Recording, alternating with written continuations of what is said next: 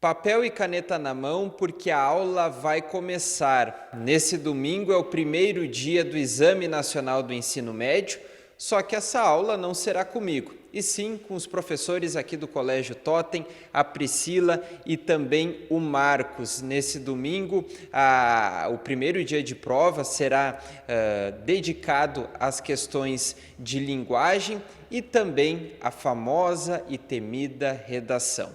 Ao meu lado está a Priscila, que é professora aqui do Colégio Totem, que dá inclusive essa matéria exclusiva de redação, e sempre tem aquele questionamento, né, professora, de qual o tema, qual a possibilidade que o aluno vai se deparar na prova do Enem. Vocês, claro, cogitam diversas possibilidades, mas como vocês lidam com isso e com a chegada de mais um Exame Nacional do Ensino Médio? Bom dia.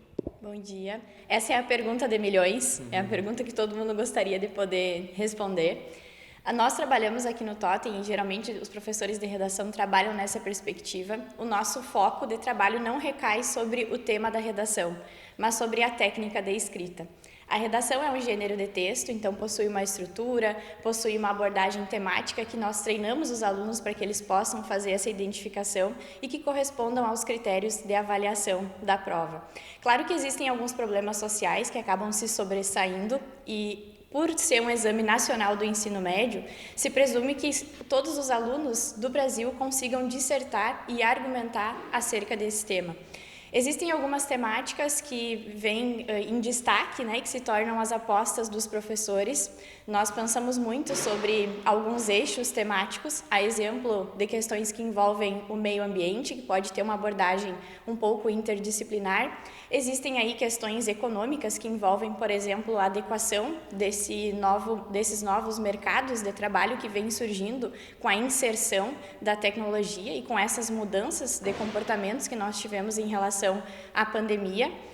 Questões que envolvem a saúde, que envolvem o eixo educacional também, né? Nós vivemos agora num período de transição de uma educação num sistema híbrido para a volta presencial, e isso trouxe consigo muitas mudanças, principalmente em relação a esse público que vai prestar a prova no domingo, que é essa gurizada que está no ensino médio. Tá certo. Professora, quando o aluno pegar a prova, abrir, se deparar com o tema, ler o enunciado, como inicia esse cronograma, esse roteiro na realização da prova? O que é o mais indicado para o aluno quando ele souber o tema e, de certa forma, entender o que ele vai escrever? A redação é um processo.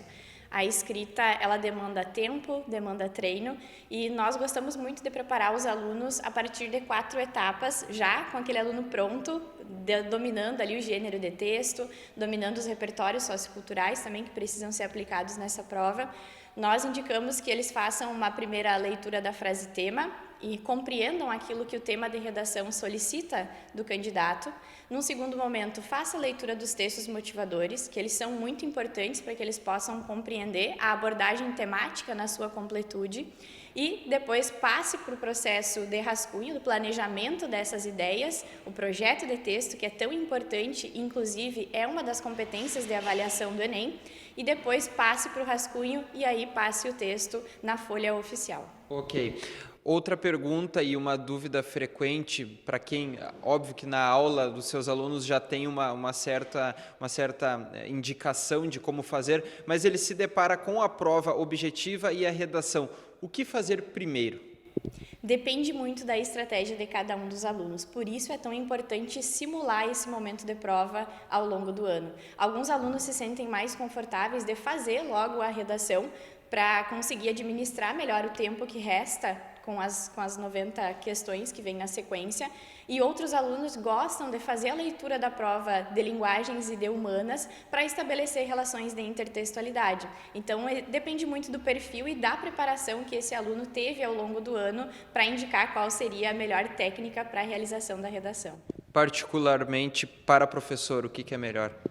Para o professor, sempre faz a redação primeiro e depois administra o tempo para conseguir resolver o restante das questões. Tá certo. E no outro final de semana, lá no final do mês de novembro, tem a segunda parte da prova e agora o bate-papo é com o professor Marcos sobre esse segundo dia. Professor, dicas, o aluno já passou pelo primeiro momento da prova, já tirou aquela ideia de como é o exame, como encarar esse segundo dia, aí sim com questões objetivas, em torno de 90 questões.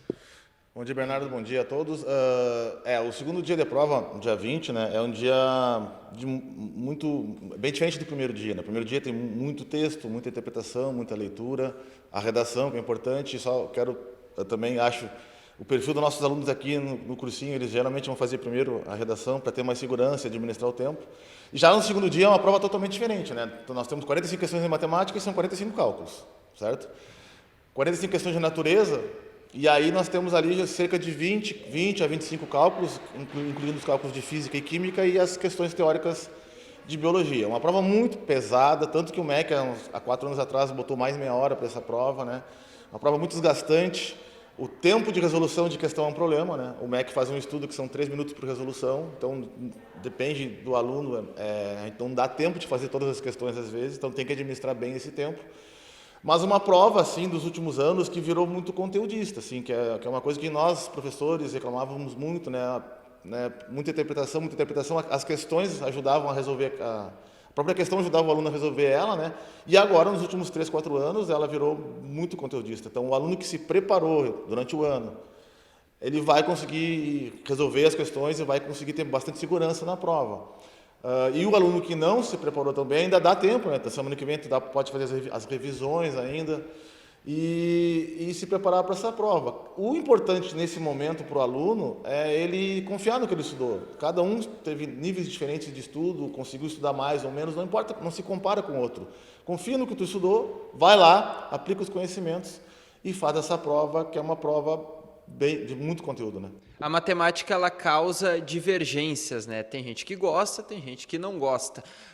Para esses dois tipos de aluno, quando ele se depara com a questão de matemática, por exemplo, o que gosta, ele vai tentar, vai dar andamento e prioridade para as questões de matemática. Mas aquele que não tem tanta afinidade, teria uma dica para conseguir resolver as questões e não, de certa forma, se atrapalhar e aí causar aquele nervosismo dentro da prova desnecessário?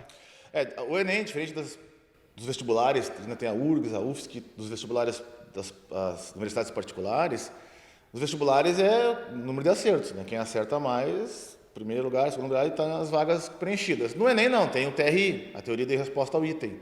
Então, independente do aluno que se preparou muito e do que não se preparou tanto, foca nas fáceis. Tu tem que gabaritar as questões fáceis, ou acertar o máximo possível. Depois tu tem as médias e difíceis e tu vê o que tu pode fazer. Já ocorreu no Enem de um aluno acertar das 45 de matemática, acertou 20 e teve uma média de 710, 715 na prova de matemática, porque ele acertou todas as fáceis e acertou algumas médias e as difíceis fez o que pôde fazer. Esse TRI leva em consideração a coerência pedagógica do aluno, né? O que ele aprendeu na sua vida. Vou dar um exemplo bem rápido, questão de multiplicação, questão de potenciação. Então, esse programa de computador sabe que para saber potenciação, tu tem que saber multiplicação.